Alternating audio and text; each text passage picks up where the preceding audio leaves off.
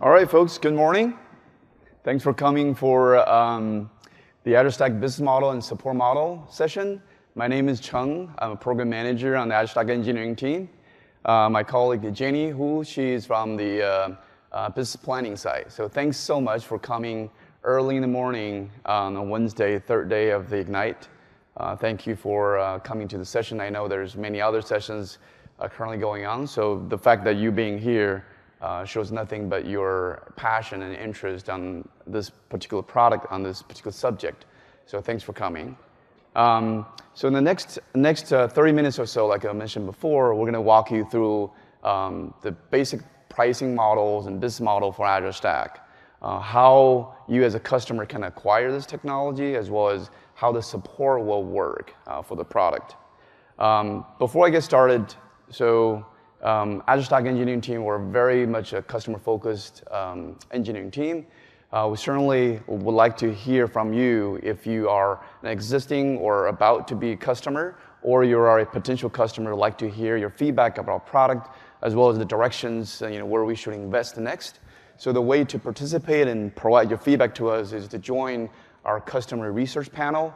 There's a very simple URL on the screen. If you could click on or record that URL down and provide and sign up with us, that would be very much appreciated. The engineering team will actually periodically reach out to our customers, have dialogues or discussions about your requirements, your scenarios, and your use cases, and what are the needs that we cannot fulfill at this point, or what are the future investment that you would like to see as our customer.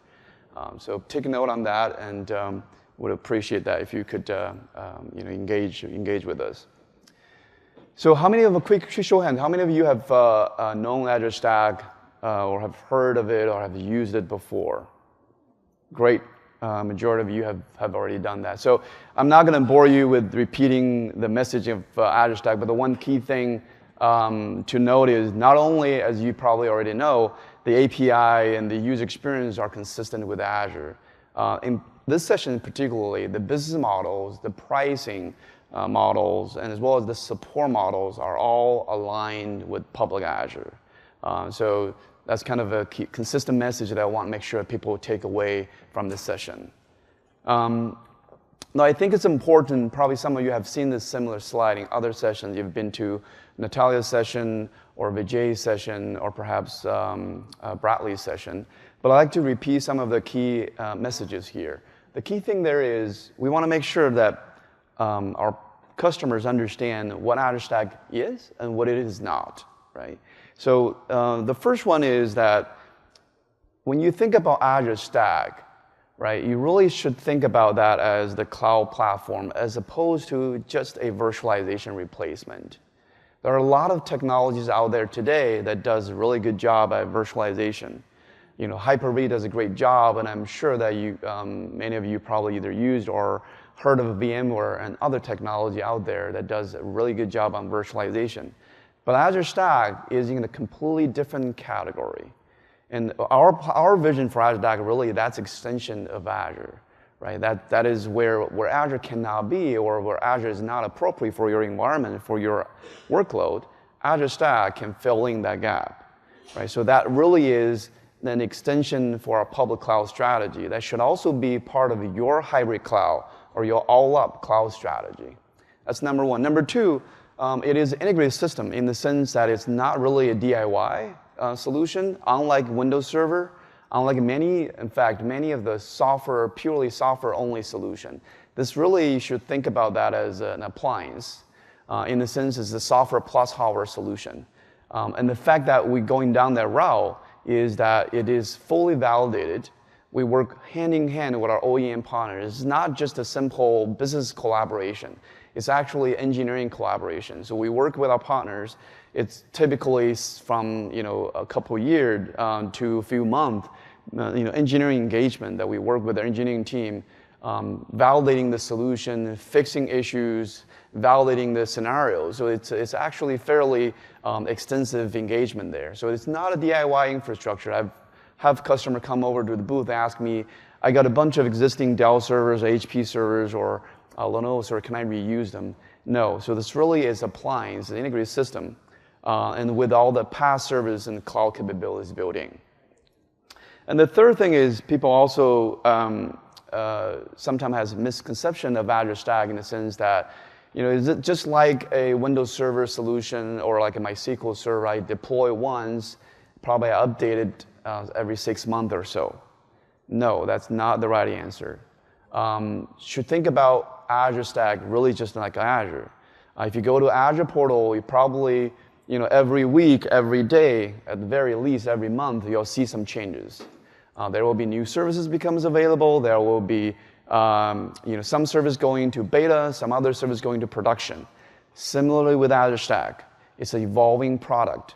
So if you decide to get on this cloud journey with us, you as the owner of your infrastructure or as your IT organization should think about, follow along with this cloud cadence.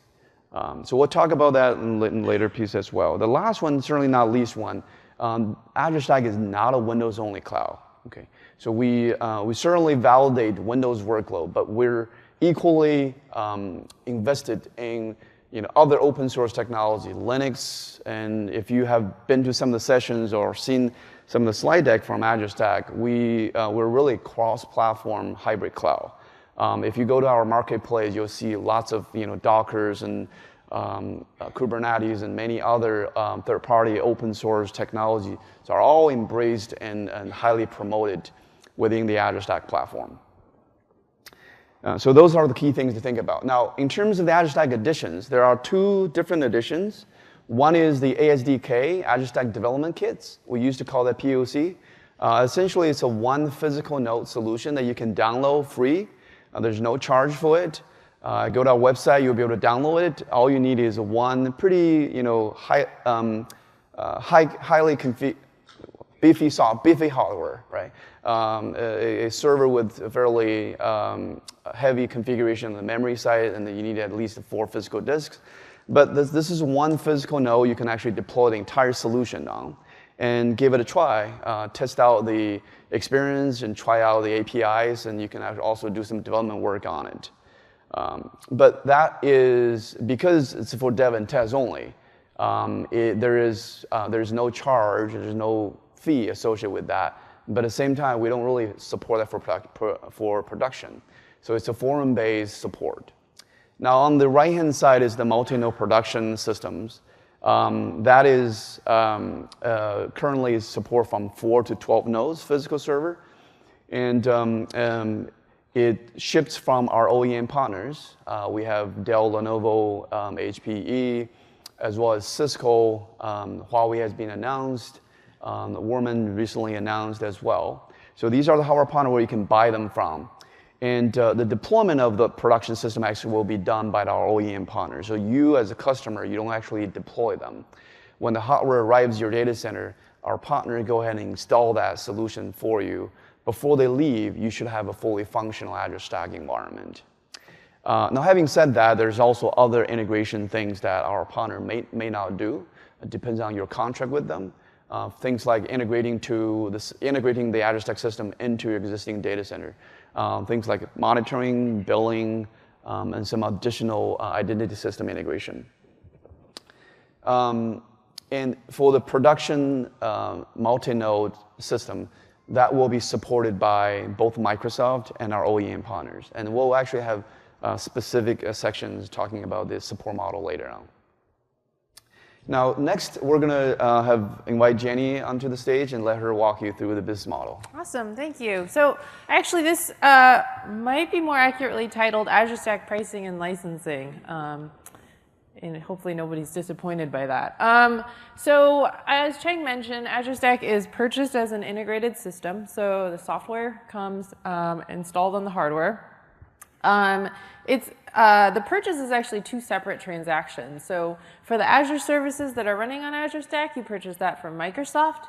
And then for the hardware, you do that transaction directly with our hardware partners. So hopefully some of you who've heard about Stack have been visiting our hardware partners at the expo this week. So in terms of the software purchase, it's available through 2 Microsoft channels. So one is EA, and the other one is CSP. So for example, if you're a service provider and you have a CSP with Microsoft, then, I mean, it's pretty simple. You purchase Azure Stack on your CSP, and then you sort of go about business as usual. If you're an end customer, you kind of have an option. So if you currently get your services from Microsoft through your EA, then you can continue doing that with Azure Stack. But if you purchase services through a service provider who has a stack, that's also a viable option. So I'll just say this presentation is focused on how to purchase Azure Stack via EA and CSP. Obviously, if you purchase through a service provider, they have their own business model and pricing and licensing, so you can work with that.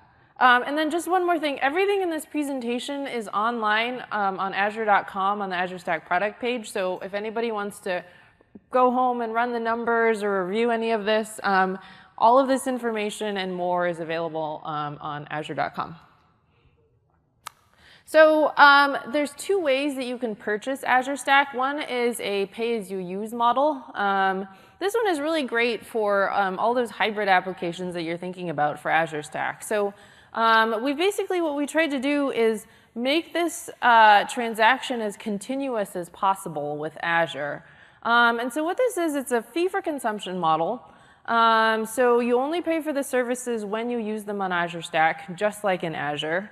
There's no upfront licensing fees, so you don't pay until you deploy a service. So for example, when your hardware partner delivers the service to, the hardware to you and they install it, you actually haven't paid anything to Microsoft yet, so there's no upfront licensing fees to Microsoft. And then the other thing is that it is compatible with Azure. So if you're an EA customer, you can use the same pool of monetary commit across both Azure and Azure Stack. For both EA and CSP, you can use the same subscriptions across Azure and Azure Stack. And then everything comes as just one invoice. So on your invoice, you'll see VMs in an Azure region, and then you'll see VMs in Azure Stack. So we really tried to make this feel like it's an extension of Azure from a transaction perspective.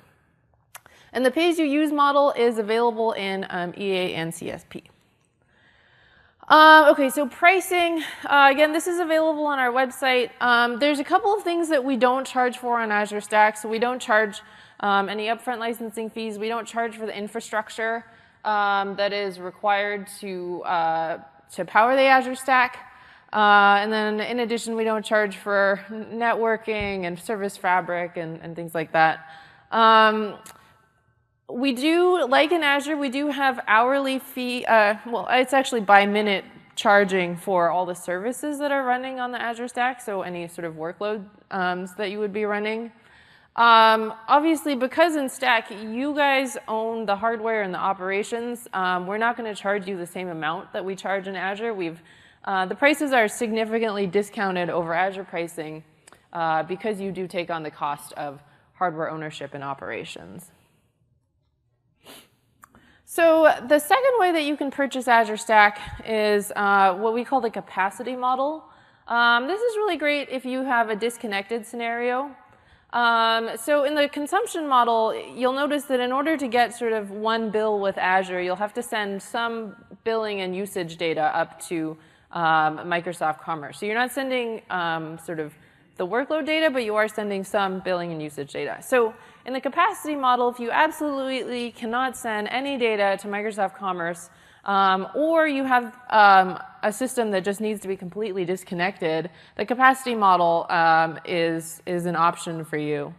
And so what this looks a lot more like traditional licensing. So it's a fixed fee annual subscription based on the number of physical cores. You license all the cores in the system. And the other thing to note is that it is a separate transaction from Azure. So you can't use monetary commit, unfortunately, to purchase the capacity model. And the capacity model is available in EA. So in the pay-as-you-use model, you have a choice of, you can basically pay for a menu of services. In the capacity model, we've sort of bundled it up a little bit more to make it a little bit more digestible. So there's two bundles for the capacity model. One is the IaaS package, which is just base VMs and storage. And then one is the app service package, which includes app service, base VMs, and storage. And then I should note, for the capacity model, Windows Server and SQL Server are bring your own license. So a lot of you guys already have Windows Server Data Center licenses or SQL Server licenses, so you just sort of bring those and run those like you would on any other on-premises hardware. Okay, so on-premise licensing with Azure Stack. I actually didn't mention this in the pay-as-you-use model, but for the first time in the pay-as-you-use model, we have an hourly rate, or a per minute charge actually, for Windows Server VMs on premises. However, as I said, a lot of you guys already have existing investments in Windows Server licenses and SQL Server licenses, so you are allowed to use those in conjunction with Azure Stack. And the way to think about that is, if you bring your own Windows Server SQL Server license, you only really pay the fee for base VMs. So you're not charged the full Windows Server hourly rate on Stack. So I mean, it's fairly simple. The rule of thumb with bringing on-premise licenses to use in conjunction with Azure Stack is that you just follow all the licensing rules associated with that product. So if you bring Windows Server, just follow all the Windows Server licensing rules. If you bring SQL Server, just follow all of their licensing rules. It's fairly straightforward if you're an enterprise. It gets much more complicated if you're a service provider for multi-tenant scenarios. And hopefully your licensing executives will be able to help you work through that. We also have some licensing guides on our product page on Azure.com that can sort of walk you through all the detailed scenarios you might be thinking about. And then just one more thing. I know that a lot of service providers have been coming up to me at the booth asking about how exactly usage-based billing is going to work on Azure Stack. So our colleague Alfredo has a session at 9 a.m. tomorrow morning, if you want to get up early again, where he will talk about sort of the mechanics of the billing and metering process. All right, back to you. Thanks, Jenny. Thanks, Jenny. So next we're going to walk you through the support model for Azure Stack. So Azure Stack is an integrated system. And what does that mean is the software and the hardware actually bundled together, delivered as one system. From a support perspective, we also want to make sure that the support experience is seamless, just like the appliance. Now, it does come with two different parts, right? It does come with the hardware part and the software part. So the support model also comes similar to that. Like Jenny was saying, when you purchase an Azure Stack, it comes with two different transactions. One is on the hardware side and one is on the software side. Similarly from the support side as well. So you will need a hardware support contract with your hardware vendor of your choice, Dell, Lenovo, HP, Cisco, and Huawei and others. On the software side, all you really need from a support point of view is either you get a support for Azure if you are direct customers of a Microsoft, or you get your support contract from CSP. We'll walk you through the specific scenarios later on. But the key thing is that regardless how your support contract is acquired, the support experience will be seamless. And we're working with our hardware partner. Notice that plus sign. We're investing from Microsoft side, as well as asking our OEM partners to invest in their side to develop a coordinated support model where we'll build systems and infrastructures underneath the support channels and support toolings. So when the case, it doesn't matter who you submit the case from, when the case needs to be transferred to the other side, it'll be a seamless experience for us to transfer case back and forth. And that is a key thing to keep that in mind. Like I mentioned before, from a Microsoft support contract point of view, Azure support is really all you need. If you have an existing Azure support in place, you don't need to buy any additional new support contract for Azure Stack. Azure Stack support is covered by Azure support. Now notice there are actually 4 types. If you include the free one, there's 5 types of support you can have with public Azure. The free tier, that one does not include Azure Stack. But out of the 4 paying tiers, the only one does not cover Azure Stack is the developer edition. all the other 3 tiers, standard, professional, direct, as well as the premier, they all cover Azure Stack. Okay. And by the way, this information is public on the Azure pricing website, so you can look it up. Again, what does integrated support experience means? To us, it really means that it's Azure consistent. Now, what do we mean by Azure consistent? Today, if you were to submit a support case for public Azure, what you do is you go to the Help Plus support page, and there is a drop-down menu there. You can say, I want to create a case. It could be a billing related, it could be a technical issue related. What you do there is once you fill out a simple form, select the service you want to create, a support case will be created in the Microsoft internal database or case management system. The support engineer will start engage with you. So Azure Stack, very similar to that. You go to the same place. On the drop-down menu, the list of services, you'll see Azure Stack. So in order for you to get support for Azure Stack, you go to the same place, you just select Azure Stack as the service you want to create, and you submit the case like that. Coordinate escalation and resolution process through electronic case exchange, that's what I mentioned before.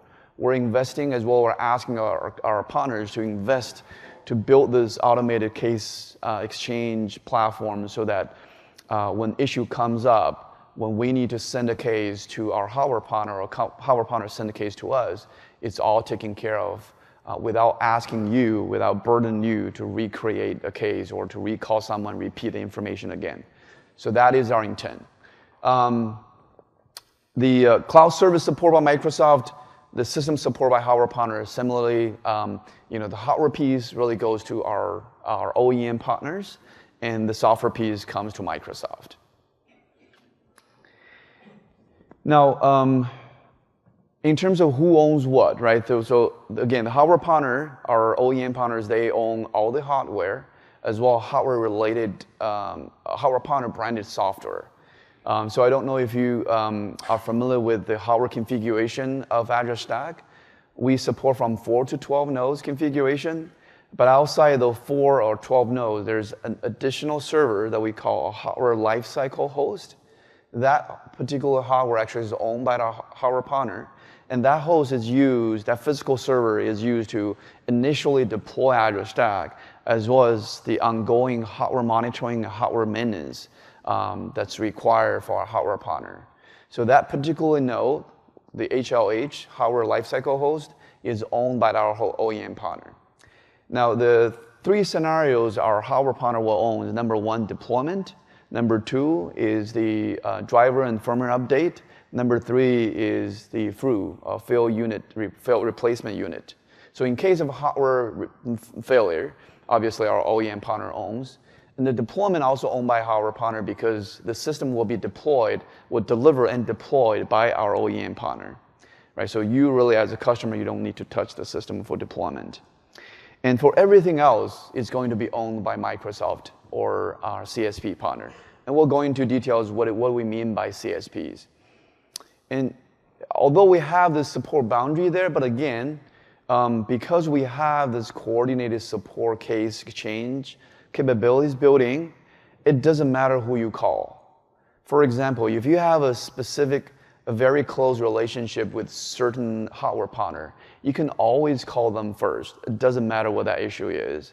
And if the hardware partner decides that's actually something Microsoft owns, they'll transfer the case to us behind the scene, and we will reach out to you once the case transferred to us. Vice versa, if you prefer always call Microsoft, you can do that as well. And once you call us, and once we determine this actually is a hardware issue, we will transfer the case to the corresponding OEM partners, and they will take the call from that point onward. So although we have a preferred support boundary defined, but you as a customer, you have choice to call either one. You won't be turned away even if you call the wrong person. Okay. Now this is a fairly busy slide. And we're going to have a quiz at the end to make sure if you can memorize everything on this slide. No, just kidding. This really is a high level at a glance. We'll actually break it down into each of the scenarios. And the reason I put it there is so that you can have this as a one slide kind of a quick reference later on. We'll actually go through each individual scenarios. So I'm going to break it down first based on the customer type. Can we get a quick hands up to see how many of you are enterprise customers versus service providers? So if you're service providers, don't raise your hands. Okay, great. And how many of you are service providers, hosters, MSPs? Great, thank you. So if you're an enterprise customer, what this typically means that is you have a direct relationship with Microsoft. And this, you can have an EA agreement with Microsoft. You can have specific Azure subscription or plan with Microsoft. So in that case, you have two choices. One is when you buy directly from Microsoft through your EA agreement, then your support would come straight from Microsoft. Typically you would have an Azure support plan to support that. And your hardware will come from the hardware vendor support. Right? It's very straightforward. So I'm going to quickly talk about CSP. So what is CSP? Does anyone doesn't know what CSP is? Okay, I'm going to skip this slide in that case. So now you, as an enterprise customer, you actually have another choice to say, well, I don't have a direct relationship with Microsoft. I don't have an EA agreement with Microsoft, but I acquire Azure through a CSP. So think about CSP as a reseller for Azure. They're a partner with our cloud solutions, and through when you acquire Azure through CSP, you have an option to acquire Azure Stack through the CSP as well. So in that case, the support for hardware still comes straight from the OEM partners, but the support you would come from first the CSP.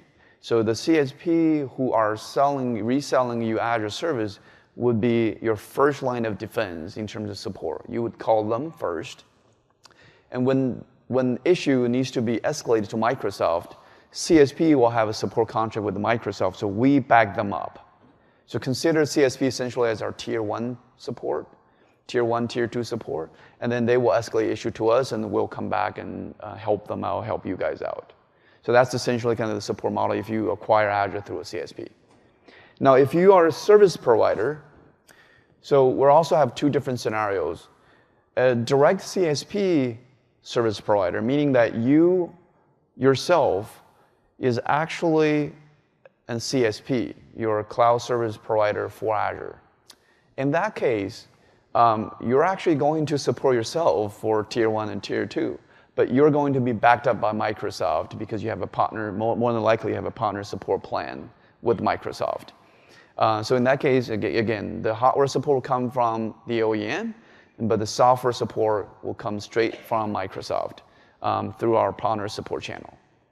Now, if you are a service provider, but you're not a direct CSP provider, you acquire Azure through an indirect provider. So this also happens. I know this is probably a corner case, but in case you actually acquire Azure through an indirect provider, your support will come first from the indirect provider first, and they will be backed up by Microsoft. But the hardware itself will come from the OEM, so does the hardware support. Okay.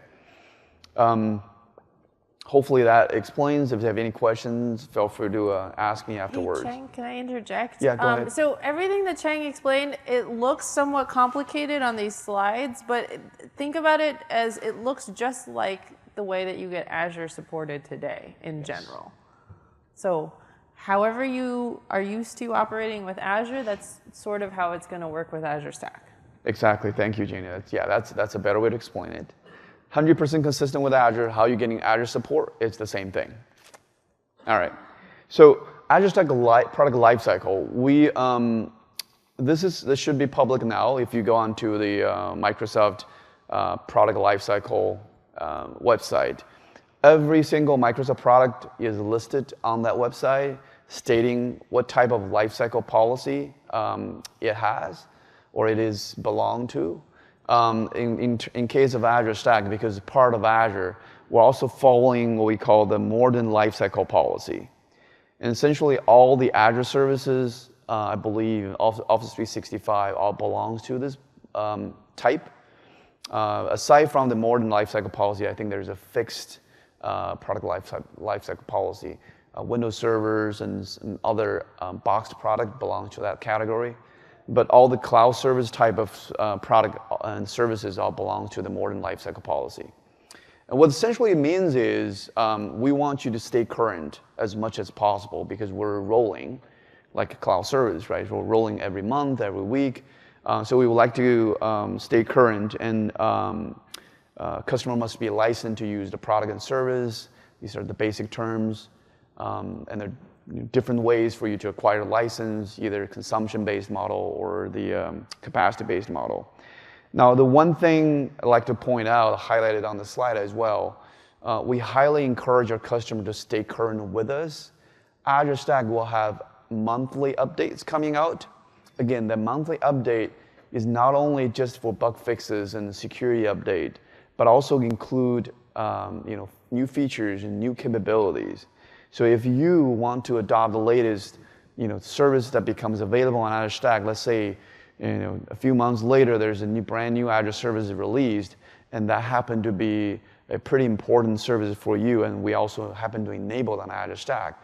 The way for you to get that new service enabled in your environment is by applying an update that enables that. So we highly encourage you to stay current as much as possible. And to stay within the supported boundary, we're asking a customer not to be delinquent or not to defer more than 3 months. So that's something important to keep in mind. And other than that, and these are a set of additional resources, a product page and pricing data sheets and customer licensing guide and service provider license guide. They're all public information. As Jenny was mentioning, you can obtain all this information from our website. And the way really to get your Azure Stack journey going is to start your journey with Azure, because that's where you get your developer trained and get familiar with all the different services, APIs, and models, and then validating whether or not it's the right solution for you by downloading the free SDK, the Azure Stack development kit from the web. It's free. Try it out. If you feel that's something that really works for your scenario, for your use cases, for your workloads, that's when you should reach out to your OEM partners and of your choice and to start discussing how should I plan for what kind of configuration do I need, and that's how you would start your Azure Stack journey with us. Now, to provide some additional training opportunity or learning opportunities for our customers, we have multiple ways to showing you what the experience looks like. So there's a hands-on lab that walks you through some basic scenarios. There's also this Azure Stack customer immersion experience where they walk you through some basic concepts, also walk you through a use case, an example app lifecycle. How do you design that, and how do you model that, and how do you actually deploy that, and what does it? How do you actually plan for the configuration of the instance that you will need, and things like that? It's a fairly extensive involvement, an extensive experience for Azure Stack. And the other one we have is the Azure Stack hands-on experience. This actually is an online lab that you can do anywhere, even after this conference. You can go home and do it at your home. All you need is a browser to access the environment. The lab is hosted on Azure. You're actually playing against an instance of Azure Stack Development Kit. And we have a set of instructions to walk you through the basic Fabric administrator experience, creating a VM set, look at the console to get familiar with the monitoring experience, as well as we'll actually walk you through a process to upload and patch and update. So that's a pretty simple, about 30 to 45 minutes experience, and that's free as well. So if you stop by our booth, you can get a coupon to have access to that. And these are a set of sessions. I don't know if it's too small for you to see, but if you stop by our booth, we have actually 5 booths at the expo area, and we can also show you this. But there's totally 27 sessions, all related to Azure Stack, and we're only less than 1/3 away from the rest of the content. If you haven't got a chance to visit other sessions, highly recommend you to check out the other sessions as well. And I think that's it. That's the end of our session. And any questions we can help answer at this point?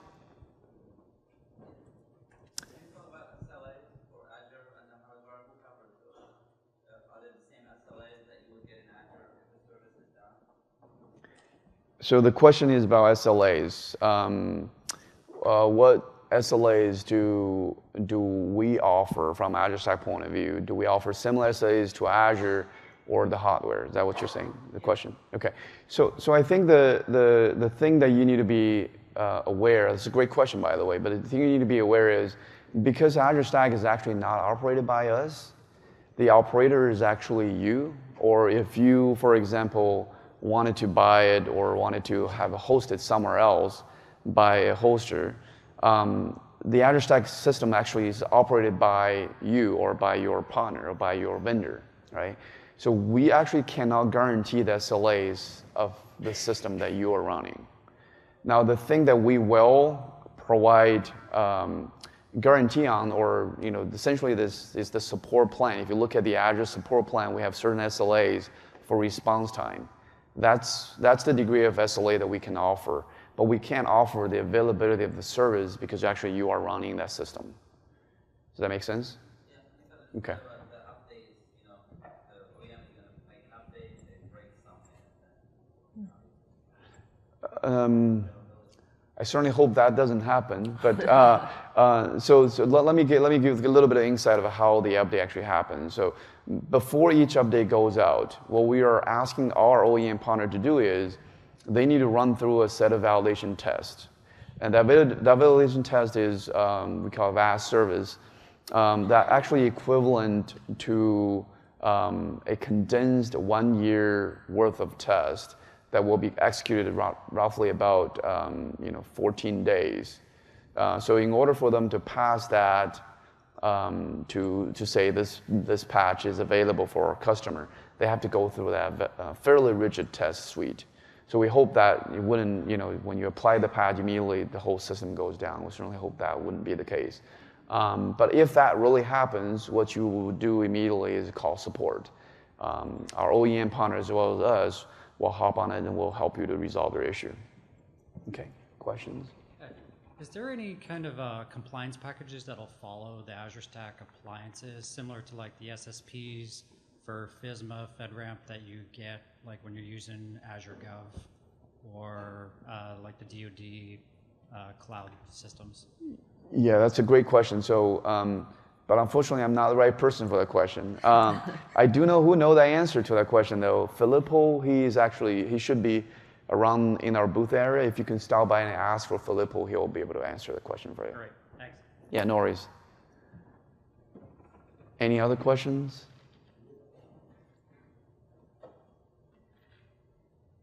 If no one has another one. All right. First slide you mentioned what Azure Stack is not.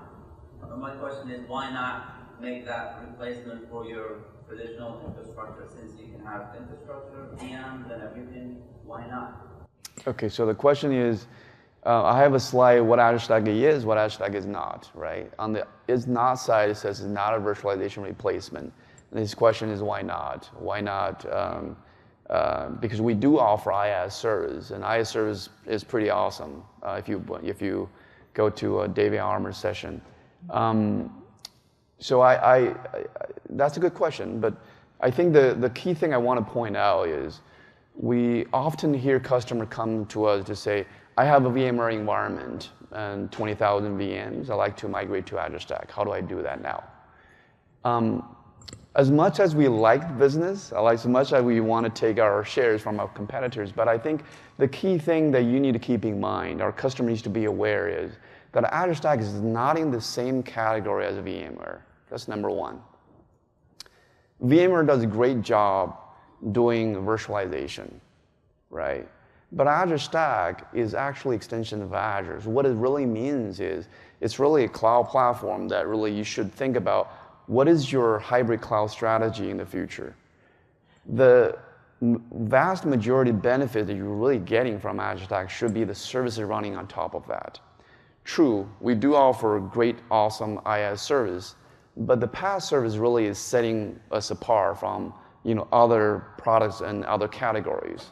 So when you're thinking about Azure Stack, if you look at just purely from a cost perspective, you may find out that the cost is actually not very competitive in the sense of you're looking at just a virtualization solution, right? The value should really be how do you take advantage of the hybrid cloud capabilities to benefit to your workload, to your business needs.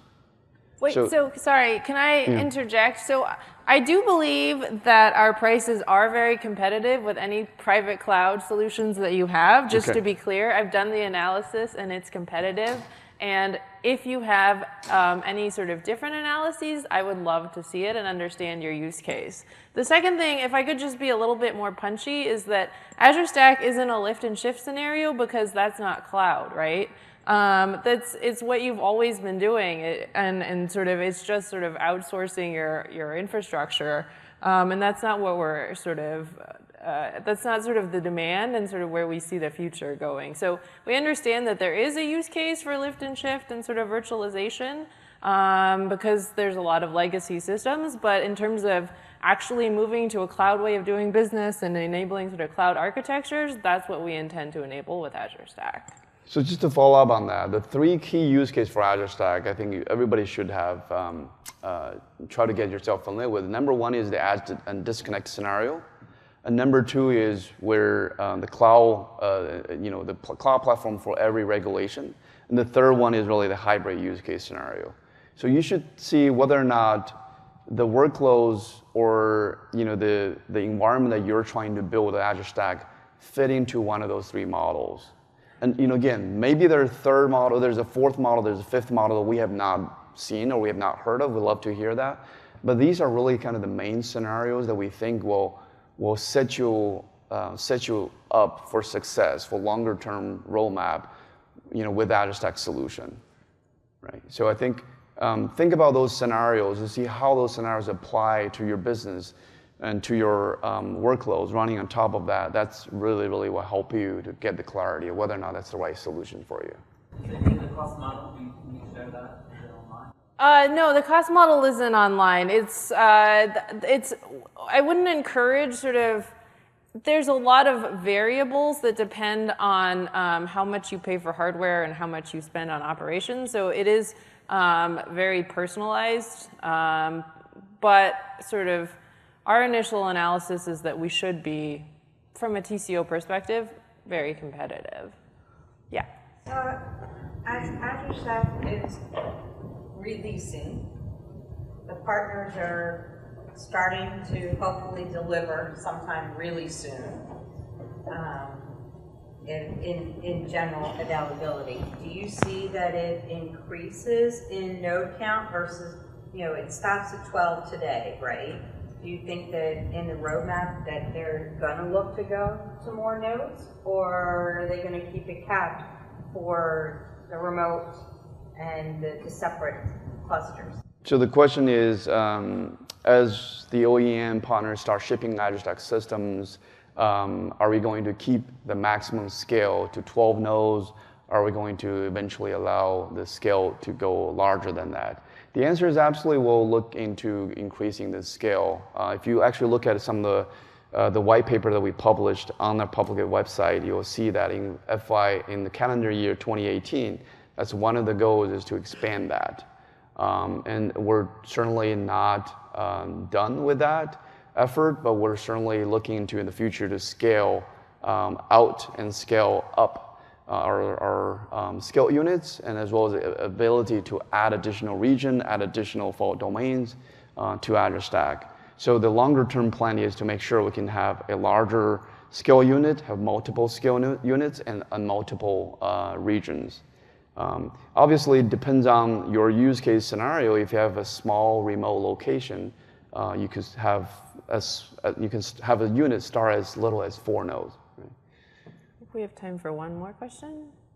On an earlier slide, you said pay-as-you-go model. You don't pay Microsoft until you start using it. Mm-hmm. But for hardware, you still pay for it upfront, right? Yeah, that's a contract that you have with your hardware partner. Yeah, I think some of them have leasing options, some of them have various financing options, but right? It's when we say you don't pay for anything up front, we're referring to the services. The software stuff, Yeah. software piece. Is that places you go to get the whole thing as they have to go?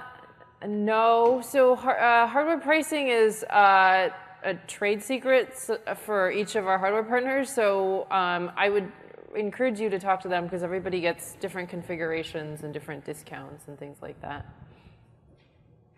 All right, thank you so much. Oh, yes. Okay, one. See the hardware life cycle being, are we going to have to be replacing our Azure Stack server every 3 years, or are we expect it to be good for 10 years? What do you see from that? Yeah, so the question is, what do we see for the hardware recycle, the refresh cycle, and the hardware life cycle itself? I wish the server can be used for 10 years. So the short answer is really depends on the hardware itself. You should get information from OEM, but the longer version of the answer is the fact that we support multiple scale units. Eventually, not right now. If you look at our roadmap again, 2018, as we support multiple scale units, one way to do that is you can have start with one set of hardware type. Let's see. With certain models, certain configuration with one scale unit.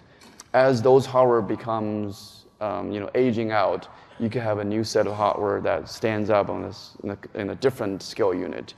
And this actually may become true if you have different set of requirement as well. You may have workload that's compute heavy, which you have a set of scale units with more CPUs versus the memories.